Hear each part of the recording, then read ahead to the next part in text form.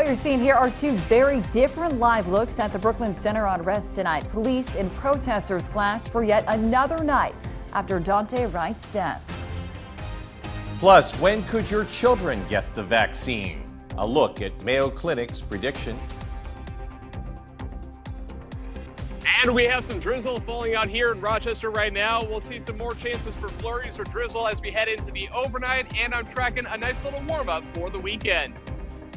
This is KIMT News 3 at 10. The latest local coronavirus news coverage starts right now. Thanks for joining us for KIMT News 3 at 10. I'm Katie Lang. And I'm George Mallet. First tonight for the fourth night in a row, calls for justice are echoing on Minnesota streets over the deadly officer-involved shooting of Dante Wright. Let's take a live look at Brooklyn Center, where a curfew is in effect from 10 p.m. tonight to 6 a.m.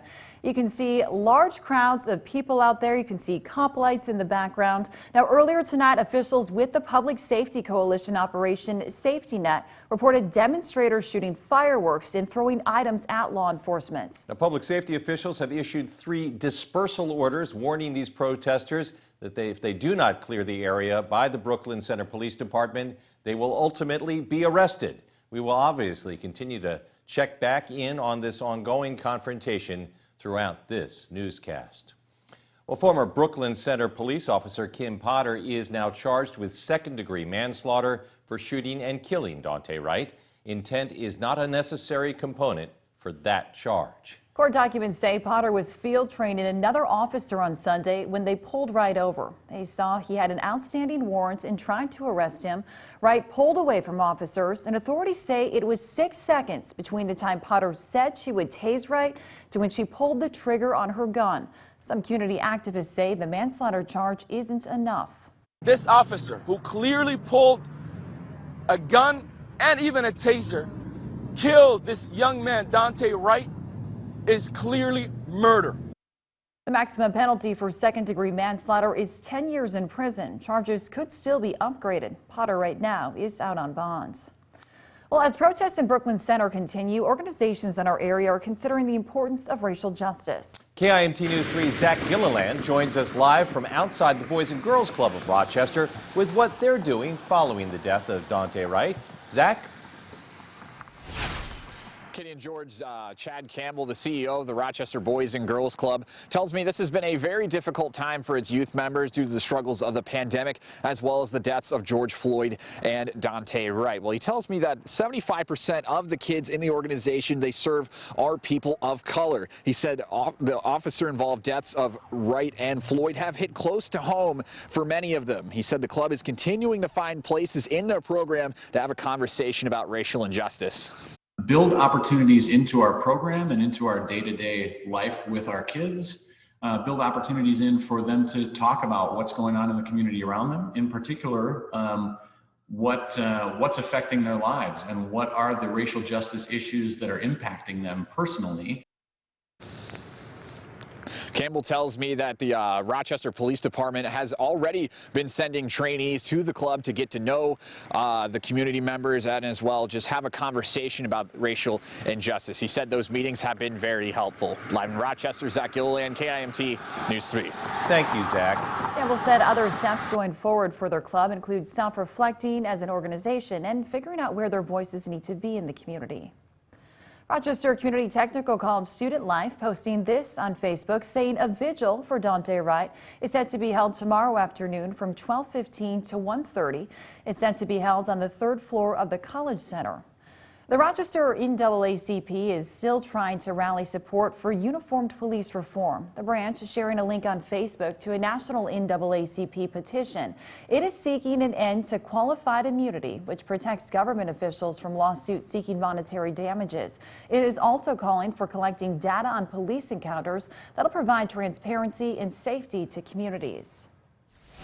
All right, let's switch gears. Take a live look now over downtown Rochester. A cool and cloudy night, but looking ahead, temps are expected to creep back up. And that's good because I am still choking down this chill pill. KIMT Storm Team 3 Chief Meteorologist Aaron White is live outside the KIMT station in Northwest Rochester with a look at our forecast. He's wet like a weatherman should be.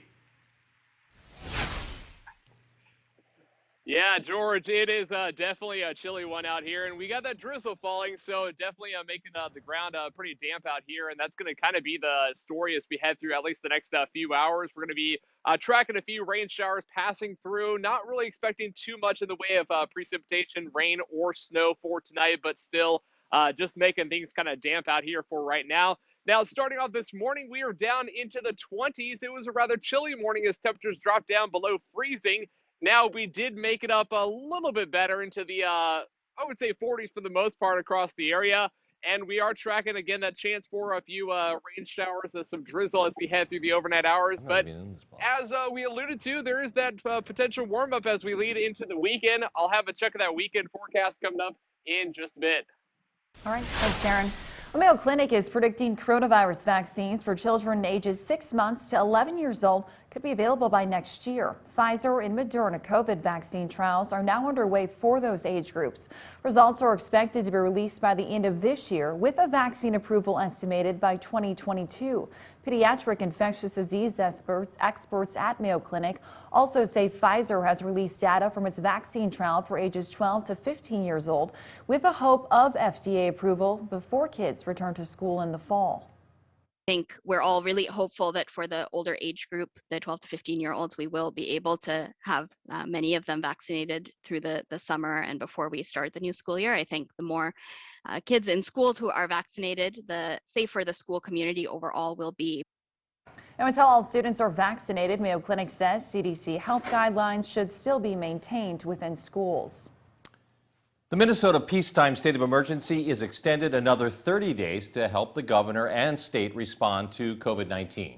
A House panel approved the extension today. It also rejected a Republican proposal to cap the governor's emergency powers at 7 days unless the legislature approves a 30-day declaration. Mr. Floyd died of a cardiac arrhythmia. A retired forensic pathologist disputes George Floyd's cause of death as Derek Chauvin's defense begins making its case.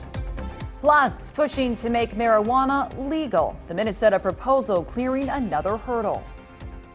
Latest local coronavirus coverage continues on KIMT News 3 at 10, live from Rochester. Your local news with KIMT News 3's Katie Lang and George Mallet.